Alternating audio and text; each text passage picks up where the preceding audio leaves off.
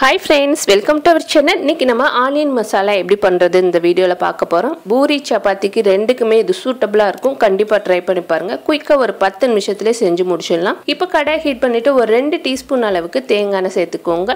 Oil நல்லா heat ஆனதுக்கு அப்புறமா 1 டீஸ்பூன் அளவுக்கு கடுகு சேர்த்துக்கலாம்.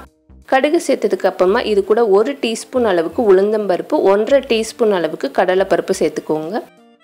இந்த மசாலாக்கு கடலை பருப்பு அதிகமாக சேர்த்துட்டிங்கன்னா சாப்பிட்றப்ப நல்லா டேஸ்ட்டாக இருக்கும். இப்போ இது எல்லாமே நல்லா பொரிஞ்சதுக்கு அப்புறமா இது கூட 3 பச்சை மிளகா, 1 கொத்து கருவேப்பிலை சேர்த்துக்கலாம். இப்போ பச்சை மிளகா சேர்த்ததுக்கு அப்புறமா 3 பல் பூண்டு, 1 இன்ச் அளவுக்கு இஞ்சியை நல்லா தட்டிட்டு இடிச்சிட்டு சேர்த்துக்கோங்க. இது எல்லாமே நல்லா மிக்ஸ் பண்ணிடலாம். நல்லா கலந்ததுக்கு அப்புறமா 3 மீடியம் சைஸ் பெரிய வெங்காயம் கட் பண்ணிட்டு சேர்த்துருக்கேன். வெங்காயம் கண்ணாடி பதம் வர வரைக்கும் வதக்கிடலாம். இப்போ லைட்டாக கலர் சேஞ்ச் ஆனதுக்கு அப்புறமா இது கூட 1/2 டீஸ்பூன் அளவுக்கு மஞ்சத்தூள், 1/4 டீஸ்பூன் பெருங்காயத்தூள் சேர்த்துக்கலாம். 1/2 டீஸ்பூன் ஜீரகத்தூள், இது கூட 1 டீஸ்பூன் அளவுக்கு சோம்புத்தூள் சேர்த்துருக்கேன். 1 டீஸ்பூன் கரம் மசாலா தூள், 1/2 டீஸ்பூன் தனி மிளகாத்தூள் சேர்த்துக்கலாம். நம்ம ஏற்கனவே பச்சை மிளகா சேர்த்துருக்கனால மிளகாத்தூள் கூட குறைய காரம் பார்த்துட்டு சேர்த்துக்கோங்க. இது கூட தேவையான அளவுக்கு உப்பு சேர்த்துட்டு நல்லா மிக்ஸ் பண்ணிடலாம்.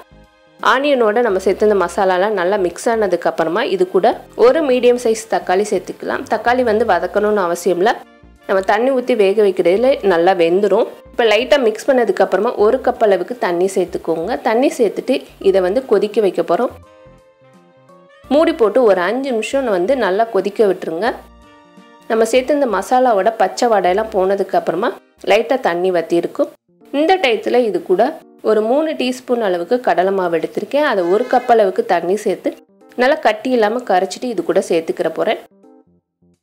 இப்போ நல்லா கட்டி இல்லாமல் கரைச்சதுக்கு அப்புறமா சேர்த்துட்டு நல்லா மிக்ஸ் பண்ணிவிட்டு இது திருப்பி ஒரு 5 நிமிஷம் மட்டும் கொதிக்க வச்சுருங்க. இது கூட இன்னும் கொஞ்சம் தண்ணி வேணும்னா இன்னும் ஒரு 1/2 கப் கூட தண்ணி சேர்த்து கொதிக்க வச்சுக்கலாம். நார்மலாக நம்ம வெங்காய மசாலாவுக்கு வெறும் பச்சை மிளகா மட்டும் சேர்த்து செய்வோம். இந்த மாதிரி ஒரு தடவை ட்ரை பண்ணி பாருங்கள். சப்பாத்தி பூரி ரெண்டுக்குமே இது சூப்பராக இருக்கும். இந்த வீடியோ உங்களுக்கு பிடிச்சிருந்துச்சுன்னா லைக் பண்ணுங்கள், ஷேர் பண்ணுங்கள், மறக்காமல் நம்மளோட சேனலுக்கு சப்ஸ்கிரைப் பண்ணுங்கள். தேங்க்யூ.